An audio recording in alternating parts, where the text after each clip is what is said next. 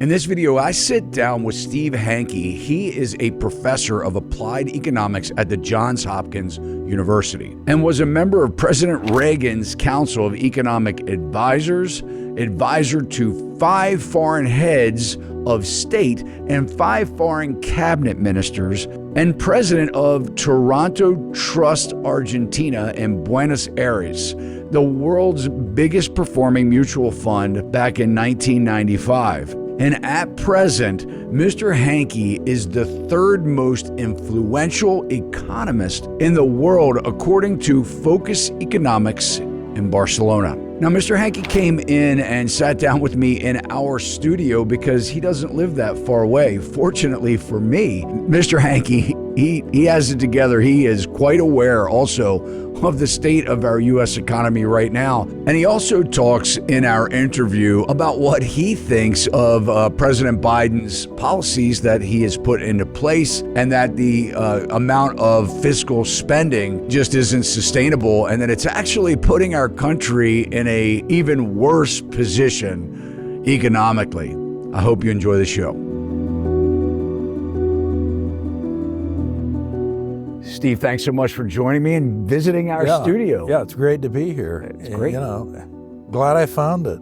You found it, and we're happy that you're close by. You're a local guy here in Maryland, and I love talking with you. Our last podcast has done really well, and I think people want to know more, have a lot to kind of pick up where we left off. That's great. Yeah. So anything happening since we spoke last that you haven't already talked about on other podcasts? What's happening around the world? Well, the big thing is that I put the final touches on a book that Leland Yeager and I wrote, and Paul Gray Macmillan will be publishing it later this year. It's called Capital, Interest, and Weighting, and the thesis there, it's really a kind of scholarly treatise that goes back into what they call capital theory and all the controversies in capital theory, puzzles in capital theory, and kind of lays the groundwork for our addition to the subject matter, which is weighting. And you say, well, what's all that about? Well, weighting is not consuming today and saving and waiting for some future consumption. Now, that means, in simple terms, you save today, put the money in the bank or buy real estate or whatever, you loan the money out on a mortgage, and wait for the payoff that comes later. And what's the price of that waiting? It's the interest rate. So think of it this way: when you took principles of economics, all the system, all the models, they're all set up on land, labor, and capital. Those are the 3 inputs in all the economic models traditionally. And land, of course, the price is rent. Labor is wages. Capital is interest. And we've added now a 4th, weighting. And weighting, the price in the price system is the interest rate. So that's what's happened this last week, and in fact, yesterday it's the final. I'm waiting now for the galley proofs to come back in a month or so, and the book will probably come out maybe middle of the summer or something like that. Can't wait to get it. Congratulations. Yeah, anyway, how long did it take you to write that? About 25 years. Okay. I mean, it's a heavy lift. Yeah. Wow. So, and Yeager was a professor at the University of Virginia, emeritus, and then became emeritus at Auburn University. And this is his centennial year. He passed away when he was 93. We'd been working on this thing for years. Oh, wow. Many years. And this year he would have been 100. Wow. So he's a great man in the field, and was a great friend and quite a character.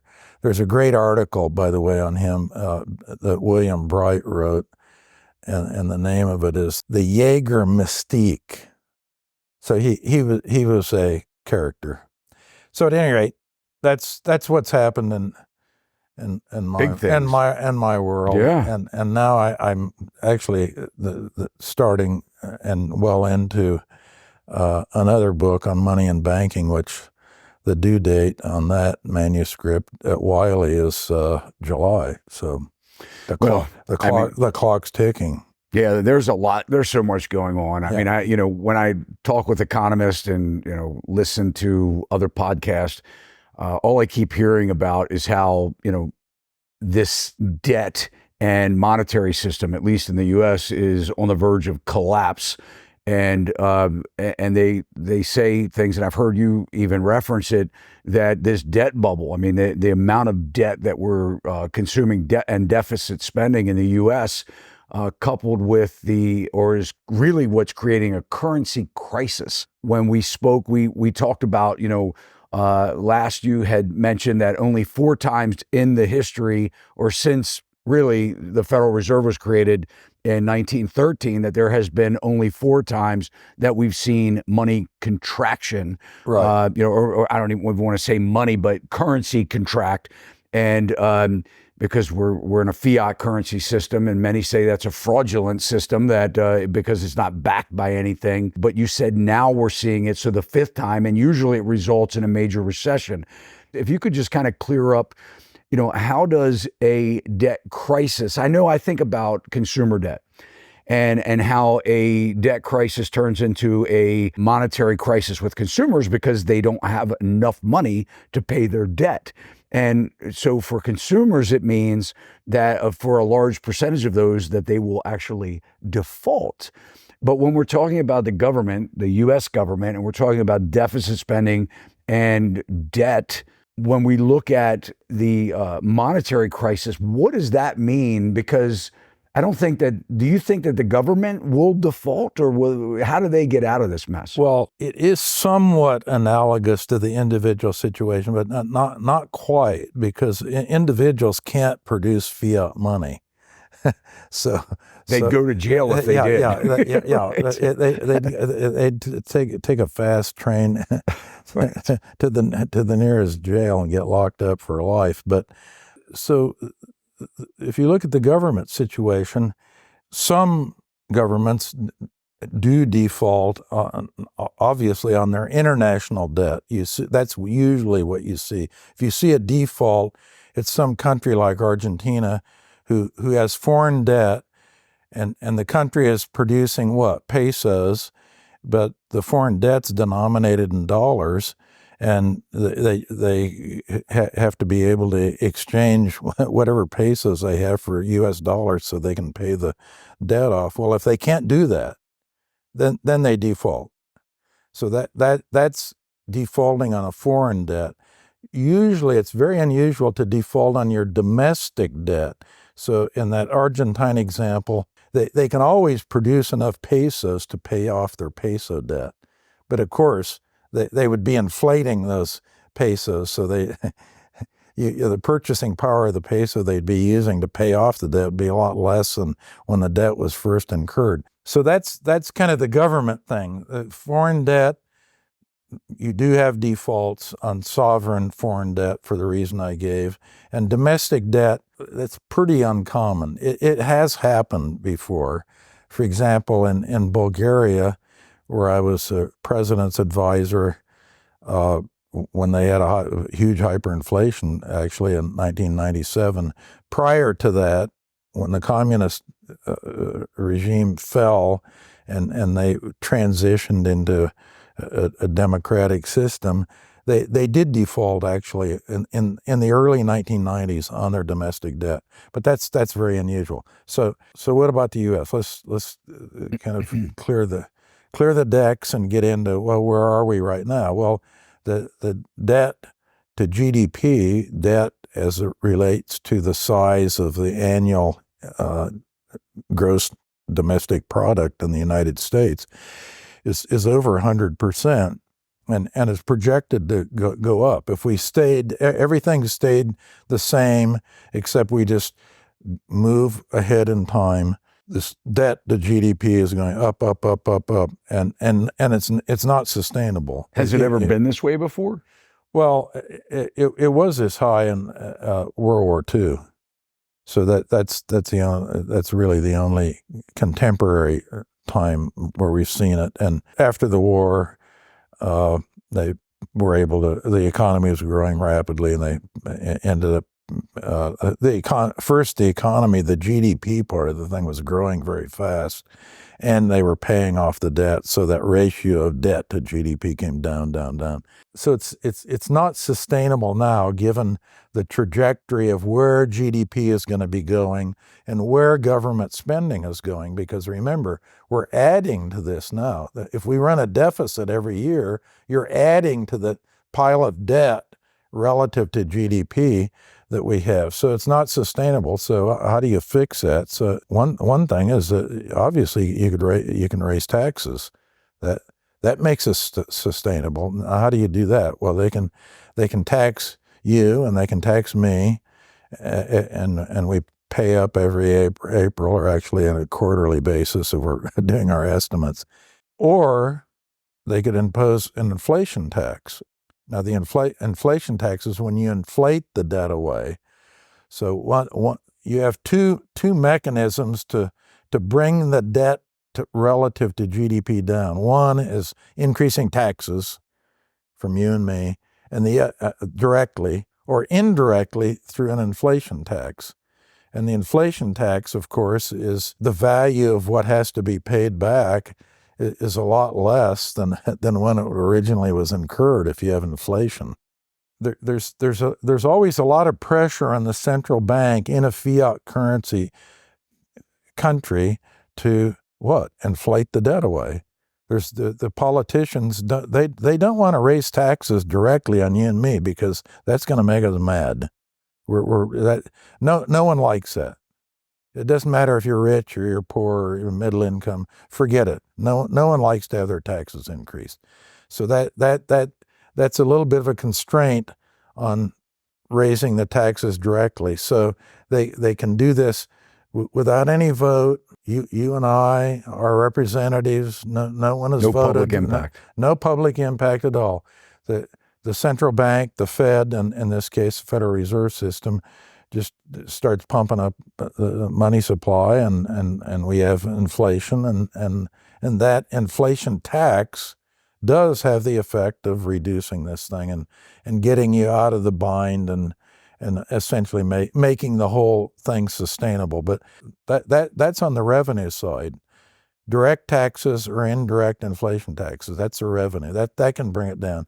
The other thing is if they could slow down spending and cap spending, you see, and reduce that deficit each year so you're not adding to the pile all the time. Go back to the Bill Clinton years. See, most people don't realize that Clinton, from a fiscal point of view, he was the most conservative president we've had, certainly in the post-war era. I mean, he actually had. Well, they called him the New Democrat, right? I mean, that was what they sort of titled him. Because, and certainly is on my list of things to talk about. Title him a number of things. Slick Willie was another. Yeah, I could think of a couple of names as well. So at any rate, his Treasury Secretary was Robert Rubin at the time, and who was the Speaker of the House? Newt Gingrich. Yeah. So you had two actual smart guys, Clinton in the White House, and Gingrich was the Speaker. And both of them figured out pretty fast with Robert Rubin kind of managing the finance thing that they were going to have to get things under control. And they did a number of reforms that kept the government spending down. And the Federal Reserve, we had Alan Greenspan was the chairman of the Fed then, and Greenspan kept the money supply growing more or less at Hanke's golden growth rate that's consistent with hitting a 2% inflation target. That's about 6% per year for money supply measured by M2, the broad measured money. So everything was great. And also, remember, Clinton didn't get us in wars. I mean, Biden's gotten us in two huge wars. That's very expensive. It's hard to control spending if you're in wars. That's a worst nightmare. what we had with Clinton was just the reverse. Communism had collapsed, and remember, we had what they called the peace dividend. So defense spending actually was winding down. So Clinton had a lot of Clinton and Gingrich had a lot of wind at their back. We spent a lot in defense. Oh, that's a big number. Huge. But now you see, and this is one reason this whole thing isn't sustainable. The interest, as you know, in the real estate business, interest rates have gone up, not down. And the interest on the federal debt is actually greater than the defense budget now. Now the interest on, now what does that mean? That means that this interest charges on the federal debt, we don't get anything from that. As taxpayers, we get nothing. Some would argue we don't get very much anyway, but we get higher taxes. Yeah, and more taxes. That's right, but you get nothing in return for that. I mean, there's not even a pipe dream of getting some kind of government benefit coming out of the thing. That money is just going to finance this mountain of growing debt that we have. So it's just a complete waste of taxpayer dollars, basically. Well, I know that you work for President Reagan, and you were on his economic advisory board, right? I mean, the President's Economic Council of Economic Advisors. So he obviously was a Republican. Right. And then you like Clinton, who was obviously a Democrat. So I think that, right now we're in a big divide politically, but we don't have to be. I mean, you're sitting here, you're complimenting, both sides of the aisle, really. And I guess being a professor, you really have to sort of stay somewhat neutral. I mean, you can't teach one. Well, economics is just economics. So, by the way, we are in Maryland, just for your viewers, and one of the first public advisory roles I had was on the Governor's Council of Economic Advisors in the state of Maryland. Well, the governor, it was Governor Marvin Mandel, who was a Democrat. I mean, most governors in Maryland are Democrats. The last one we had happened to be a Republican, but that's questionable. Larry Hogan was the last governor, and he was a member of the Republican Party. But at any rate, all these politicians should be kind of equal opportunity targets for critique and the application of sound economics. So it doesn't really make any difference to me. And one big problem, by the way, interestingly enough, I'm actually an independent. Okay. Do you say that's a problem? No, it is a problem when in fact you're in a Republican administration. Some Republicans weren't very keen on that when I went to the President's Council of Economic Advisors. Well, it turned out Reagan, who I'd known since he was governor of the state of California, basically told him to buzz off and take a hike. But that's how it works in Washington. People don't realize it's a ruthless blood sport, politics. Well, I think we're learning that more and more every day, actually. I think more people are learning it, where maybe you just kind of went along with it and now you see the big divide and what's happening. But I think, Steve, I think that the big thing that's happening right now, at least, when I'm talking with people, I think we're at a point where people don't trust the government of what's going on. I mean, I think that it doesn't matter what party you're a member of, it just they're not happy. We're starting to see it now because you could tell somebody it's not raining, and then when they go outside they get soaking wet, and they may believe it for the first couple minutes that they're getting wet, but eventually you say, no, that's not true. It really is raining outside because I'm wet.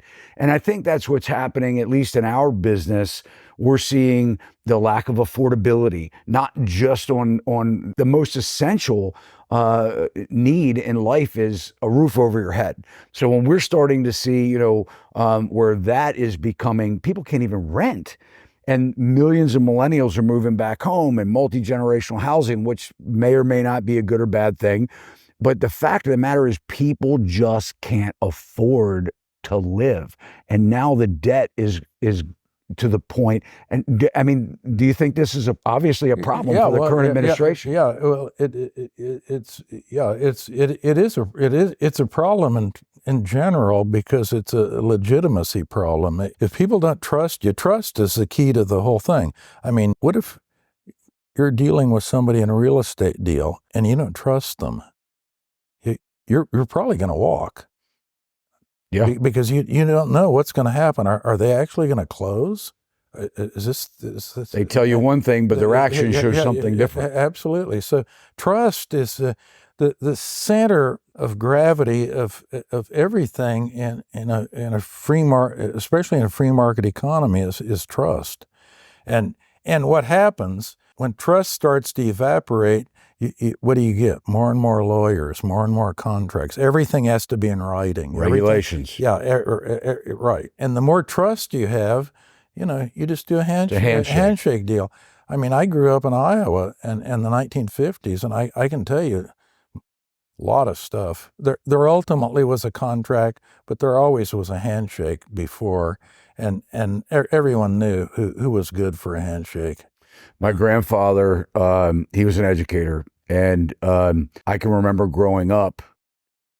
Well, I can remember a couple of things. One is, and I lived when my my parents had separated when I was young. My mom moved back home with her parents, and I remember two things about my grandfather. I can remember him not trusting the banks. And, as a product of the Great Depression. Right. And so he was very skeptical of the banks, didn't like them at all, didn't have very good things to say about them, didn't like to borrow money because he didn't like that, what that represented. But I can remember specifically one time when someone had come to the house, and there were a lot of door-to-door salesmen back then. I think that's how a lot of business was conducted. Oh, yeah. And I can remember somebody saying to him, you have to sign this contract. And my grandfather refused. And he said, no, the contract is for you. I do business by handshake. If I have to sign that contract, you can leave. And that still stands out with me today. I was really young. But I think you're right. I mean, we've gotten so far away from the trust of, you and me. We talk, we're eyeball to eyeball. We can, we have a... So that's in the commercial world we're talking about now. But in the political thing, the trust has always been obviously a lot lower, because think about it. Is a politician really responsible for you for anything? No.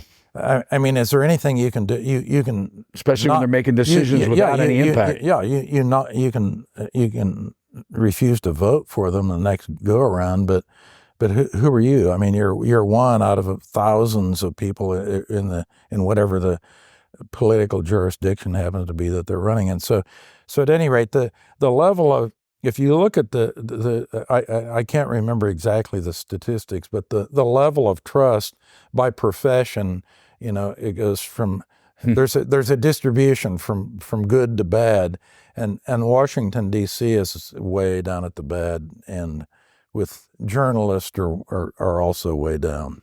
And that means people really don't trust what they read in the newspaper, and they shouldn't. Hanke's 95% rule, I think I told you. I always tell my students, 95% of what you read is either wrong or irrelevant. Propaganda. Yeah, it's a propaganda mill. Things are being twisted.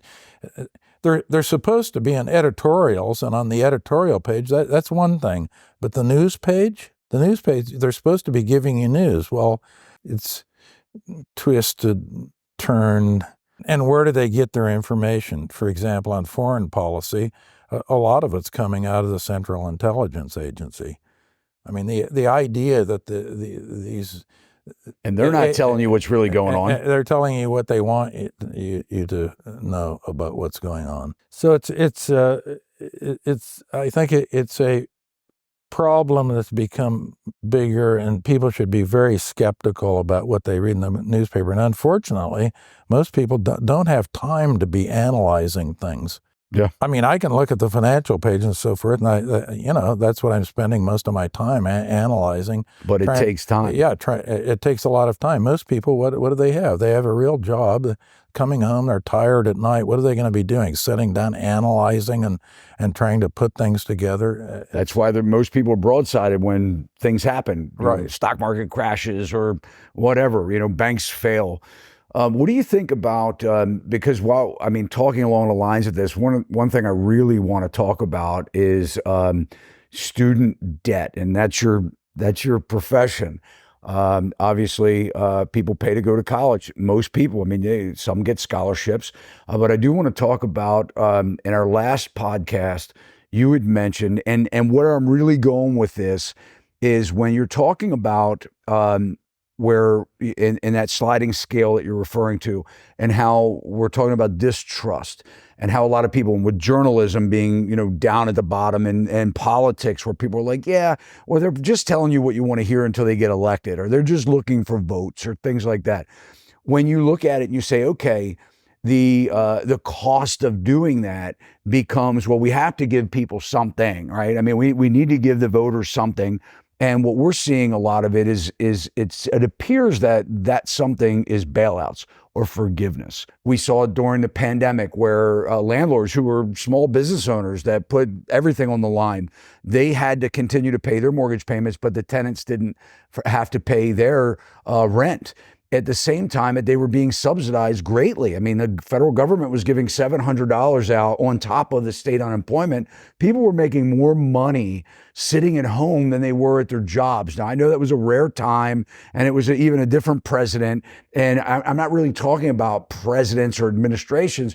I'm just saying that it seems like one of the ways that you can get the votes is to give the people things, stimulus. And that turns me to student loan forgiveness. Now, I'm somebody that has worked every day of my life. I started as a young kid working on a farm and went into construction and worked with my hands and worked hard, long days, hard days.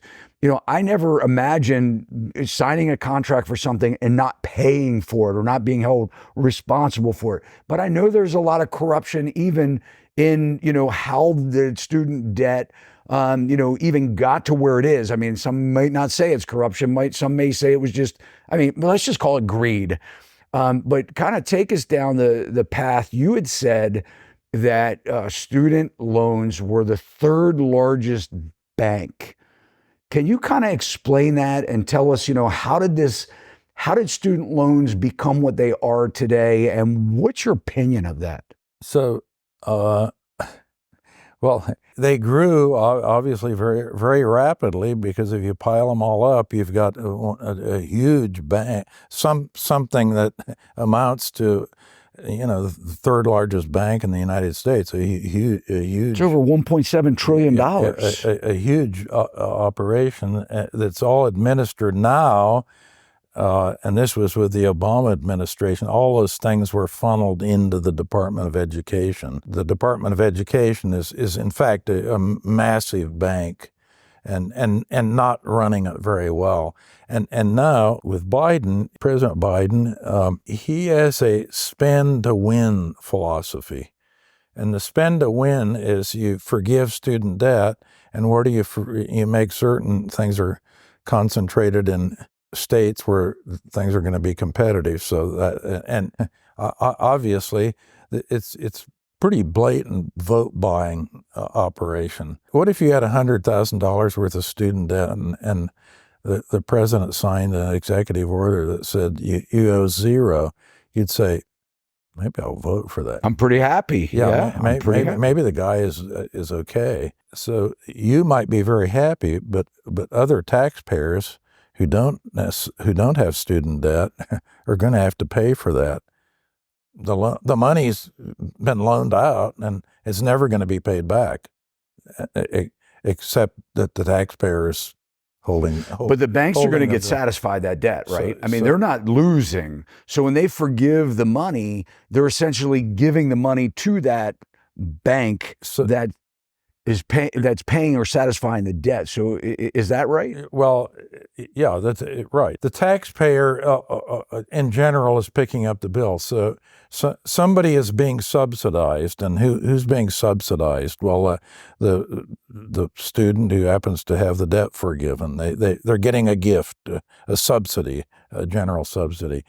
But this is a bit larger problem than the student debt thing, because what Biden has done is adopted something called industrial policy. And industrial policy is where you increase subsidies in various sectors where you want to enhance that sector, make it grow or artificially. So we have the Chips and Science Act that was signed. That's where you see these billions going into building these chip factories. That's down in Texas, for example. Well, those are subsidies. And the Inflation Reduction Act, it was a massive amount of industrial policy where you've got all kinds of tax credits and subsidies going to basically friends of Joe. That's where it goes. This is a, again, spend to win kind of thing. And we're talking about huge amounts of money. The Congressional Budget Office estimated that the Inflation Reduction Act would cost between almost $400 billion between 2022 and 31. Goldman Sachs estimates that it's not going to be about 400 billion. It's going to be about 1.2 trillion. And so what you end up, we've always had subsidies, a certain, like agriculture, for example, that whole sector.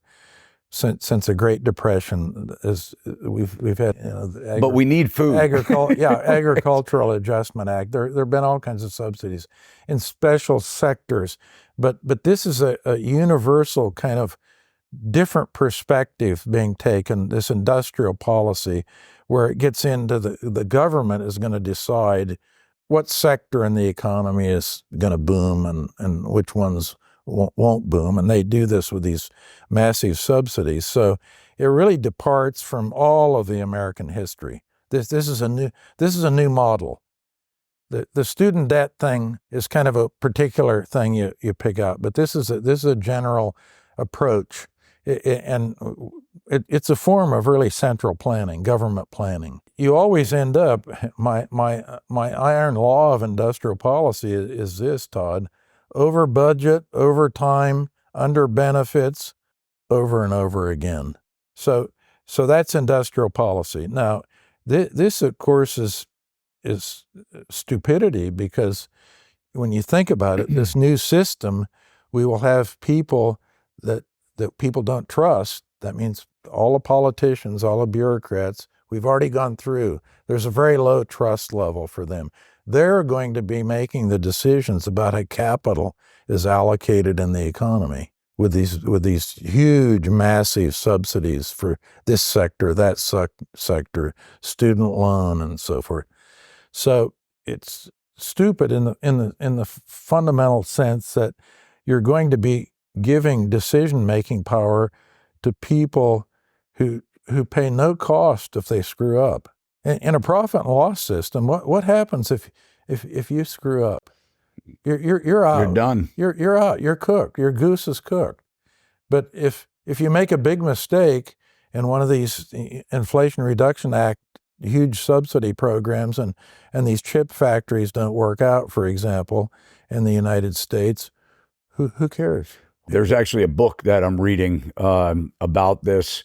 And what I've heard is that they're already having problems with these chip factories because water is a big deal. You need a lot of water to make these chips, and they're finding that maybe they don't have enough water in some of these. Well, yeah, some of plus they've already.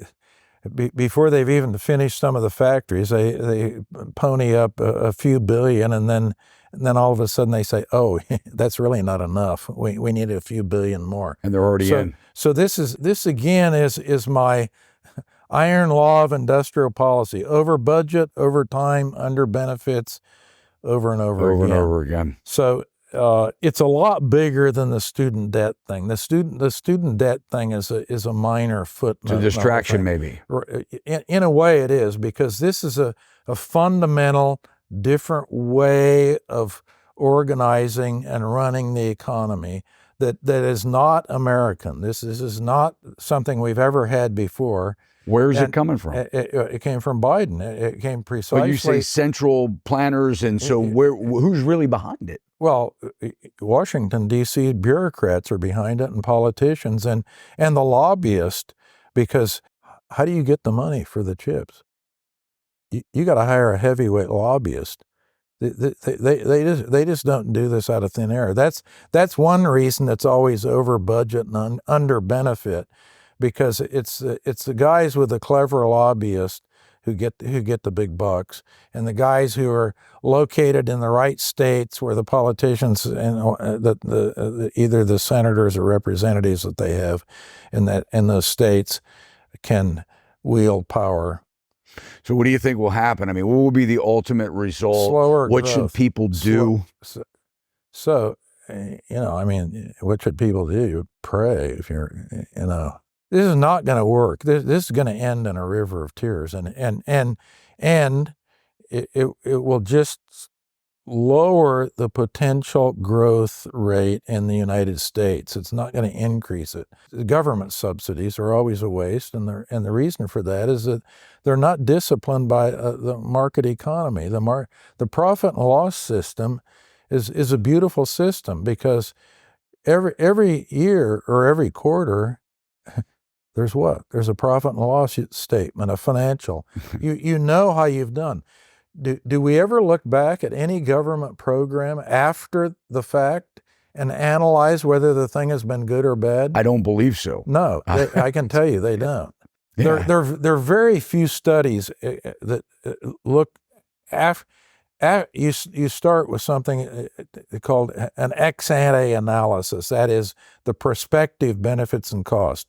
Well, these things are always drummed up in Washington, so the benefits are greater than the cost. It's great, but no one ever comes back and says, "Well, what were the actual benefits and cost?"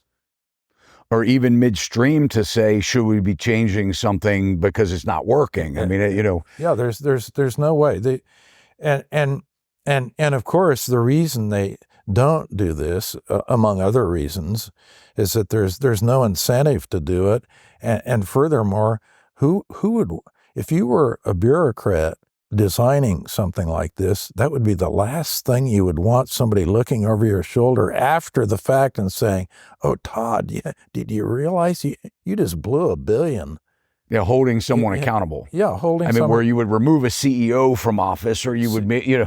So the people talk about accountability. This is a word you hear it all the time in the press. It's ad nauseum kind of. But what does it mean? In a profit and loss system, there is accountability.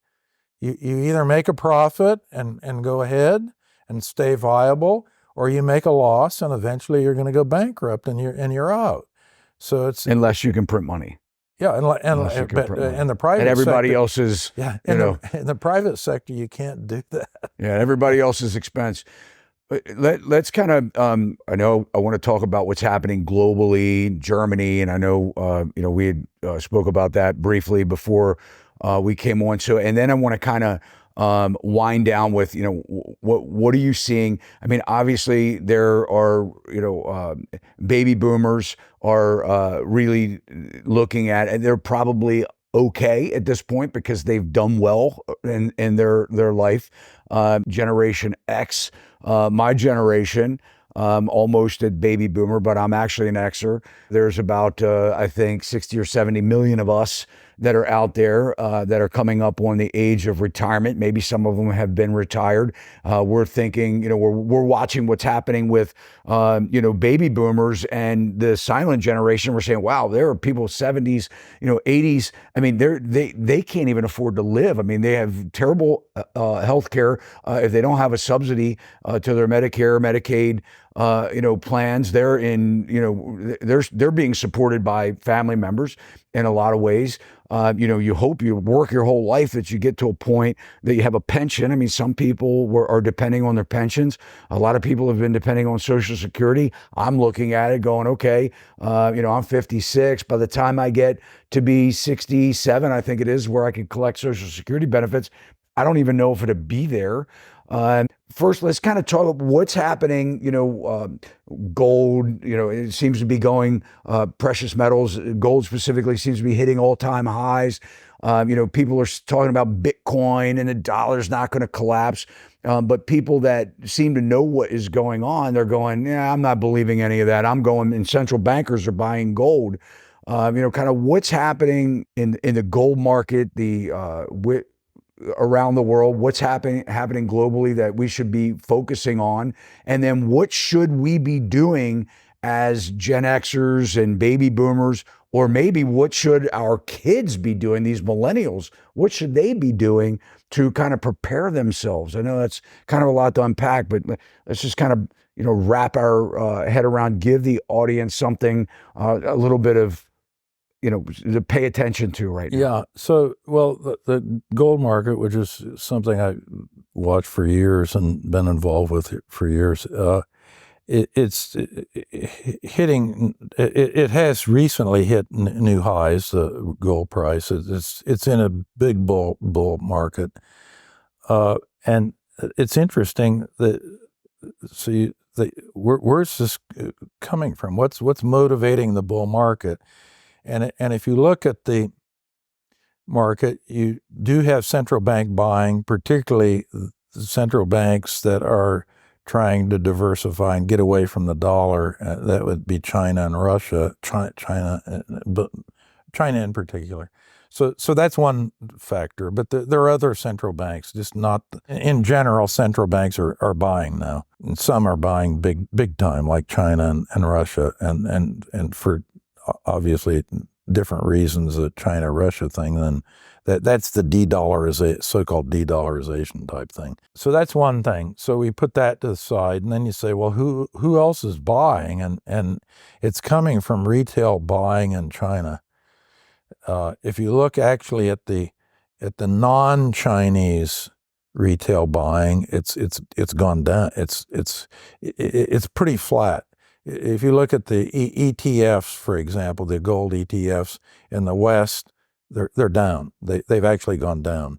And if you look at bullion sales in the West, they've gone down a little bit. Retail. I'm talking about retail. You and me. Yeah. Buying gold, right, is down. Right. It's down a little bit. Not a crash or anything. So it's basically the central bank are buying. That's elevated the whole thing, but the real spark plug has been retail China, and the Chinese are, I think, nervous because the real estate market is collapsed, number one, and Chairman Xi has changed the model, kind of like he and Biden basically have the same model, this industrial policy thing. It's called state capitalism. State capitalism. So they bitch about the Chinese subsidizing this thing and that thing. Well, that's exactly what we're doing.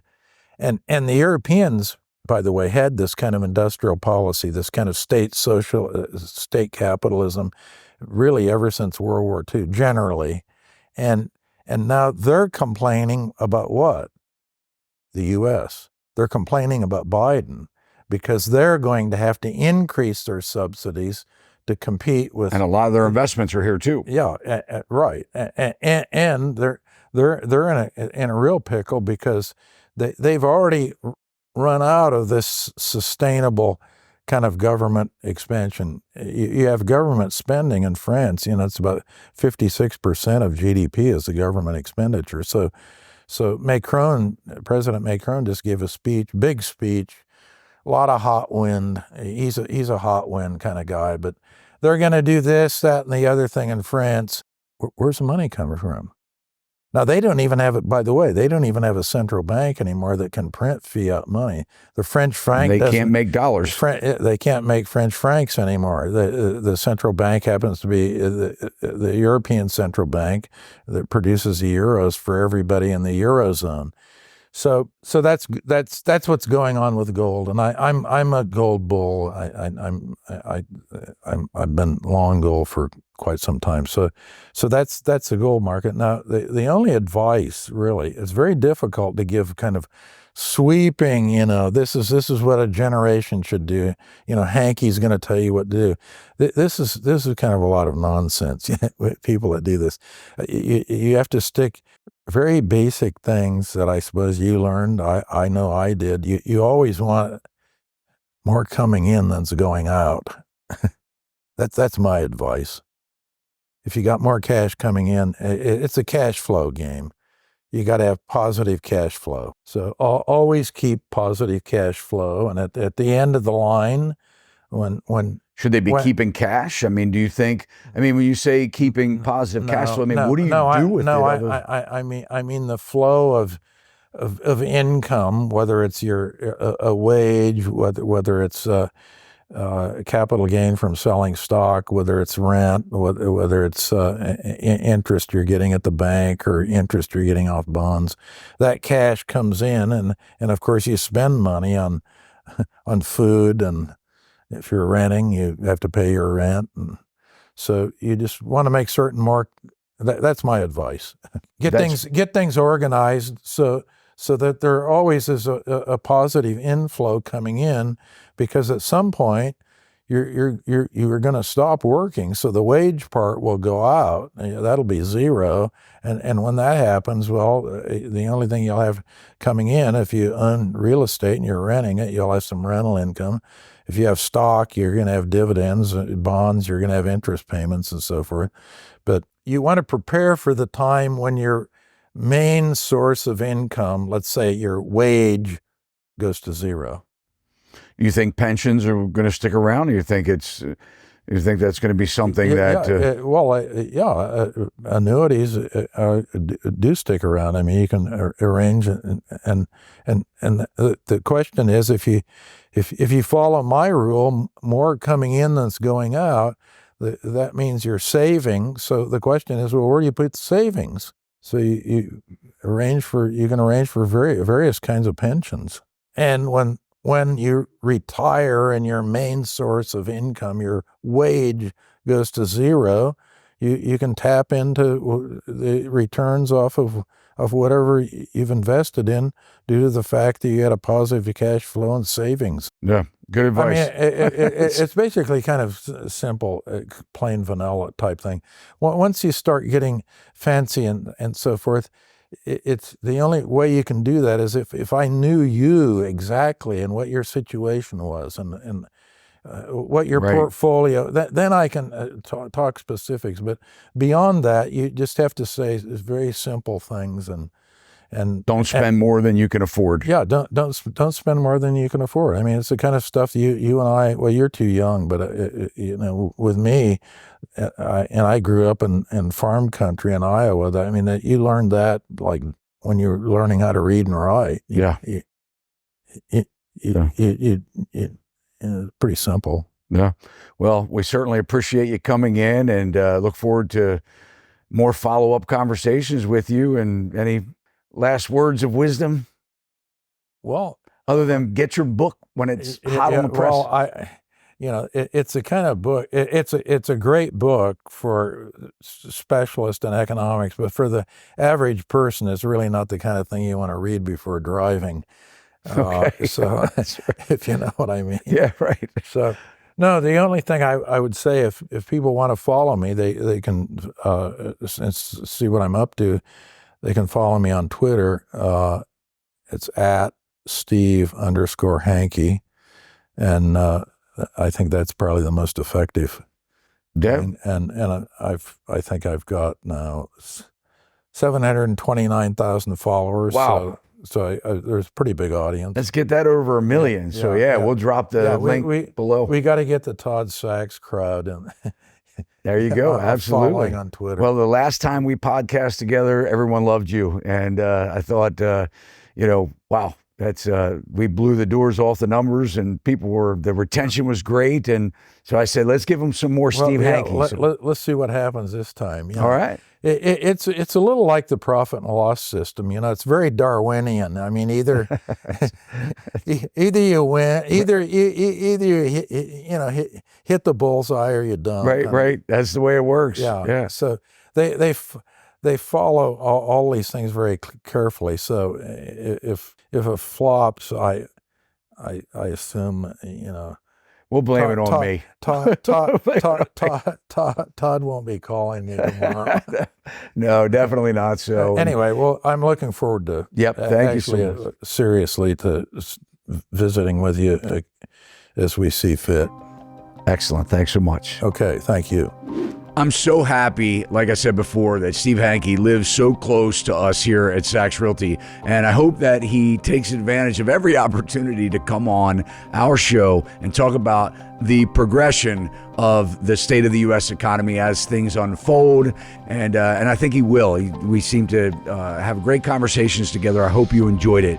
If you did, please hit that thumbs up and let Steve and myself know that you did.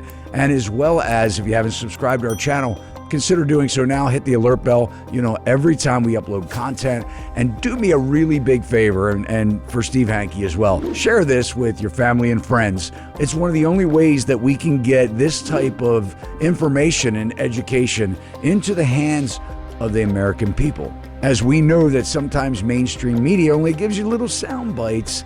And as you heard Mr. Hanke say, we can't always trust that. So see you next time. Sachs Realty, Maryland broker number 607720, office number 443-318-4514, equal housing opportunity.